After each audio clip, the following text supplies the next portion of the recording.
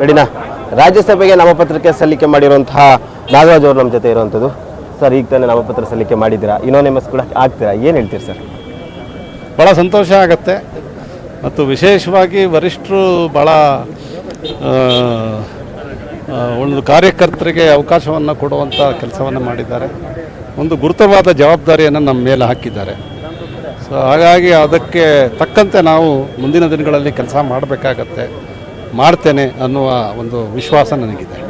Sir, ಹಲವಾರು ಜವಾಬ್ದಾರಿಯನ್ನು ವಹಿಸ್ಕೊಂಡ್ರಿ. ಈಗ ಇದನ್ನು ಸ್ವಲ್ಪ ಮೇಲಿನ ದೊಡ್ಡ ಜವಾಬ್ದಾರಿ, ಯಾಕಂದರೆ ರಾಜ್ಯಸಭೆಗೆ ಹೋಗ್ತಿದ್ದೀರಾ, ಆ ಬಗ್ಗೆ ಏನು ಹೇಳ್ಬಿಡ್ತೀರಾ? ಅದೇ ಪಕ್ಷ ಸಂಘಟನೆ ಮುಂದೆ ಯಾವ ರೀತಿ ಮುಂದುವರಿಯುತ್ತೆ?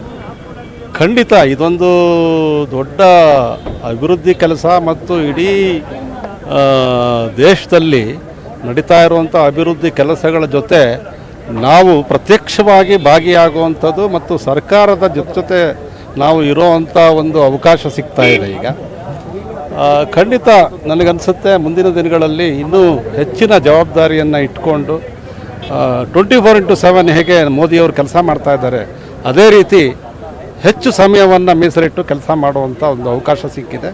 ಅದನ್ನು ಮಾಡ್ತೇನೆ ಅಂತ ವಿಶ್ವಾಸ ಇದೆ. ಸರ್, 2022 ಚುನಾವಣೆ ದೃಷ್ಟಿಯಿಂದ ಪ್ಲಸ್ ಮೋದಿಯವ್ರ ಜೊತೆ ಕೆಲಸ ಮಾಡ್ತೀರಾ ಮುಂದೆ, ಅಂದರೆ ಎತ್ತರದಿಂದ ಮಾತನಾಡೋದು ಸಿಗೋವಂಥದ್ದೆಲ್ಲ ಆಗುತ್ತೆ, ಏನು ಹೇಳ್ತೀರಾ ಅದ್ರ ಬಗ್ಗೆ? ಹಿಂದೆ ನನಗನ್ಸುತ್ತೆ 2014ರಿಂದ ಮೋದಿಯವರು ಪ್ರಧಾನಮಂತ್ರಿ ಆದಾಗಲಿಂದ ಕೂಡ ನಾವು ಪ್ರತಿ ಚುನಾವಣೆಯಲ್ಲಿ ಕೆಲಸ ಮಾಡ್ತಾ ಬಂದಿದ್ದೀರಿ. ಇದು ನಾನು ಕಳೆದ ಚುನಾವಣೆ ಏನು 2024 ನಡೆಯಿತು, ಅದು 7ನೇ ಲೋಕಸಭಾ ಚುನಾವಣೆಯಲ್ಲಿ ನಾನು ಸಂಚಾಲಕನಾಗಿ ಕೆಲಸ ಮಾಡಿರುವಂಥದ್ದು. ಮುಂದಿನ ದಿನಗಳಲ್ಲೂ ಕೂಡ ಬರುವಂಥ ದಿನ ಭಾಳ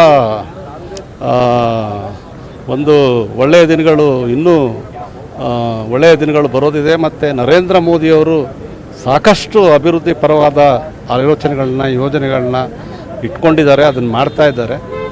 ಆ ಹಿನ್ನೆಲೆಯಲ್ಲಿ ಕೂಡ ನಾವು ಅವ್ರ ಜೊತೆ ಕೆಲಸ ಮಾಡುವಂಥ ಅವಕಾಶ ಸಿಕ್ಕಿದೆ ಅಂತ ನನಗೆ ಅನಿಸುತ್ತೆ. ಸರ್, ಕೊನೆ ಪ್ರಶ್ನೆ. ದೇವೇಗೌಡರ ಆದಿಯಂತೆ ಸಾಕಷ್ಟು ರಾಜ್ಯಸಭಾ ಟಿಕೆಟ್ ಫೈಟ್ ಇತ್ತು, ಬಟ್ ಆ ದೇವೇಗೌಡರಿಗೆ ಮಿಸ್ ಆಗಿ ಅಥವಾ ಇಲ್ಲದೆ ಅವ್ರು ಕೇಳಿಲ್ಲ ಅನ್ನೋ ಚರ್ಚೆ ಕೂಡ ಇರುವಂಥದ್ದು ನಿಮಗೆ ಸಿಕ್ಕಿದೆ, ಅದ್ರ ಬಗ್ಗೆ ಏನು ಹೇಳ್ತೀವಿ?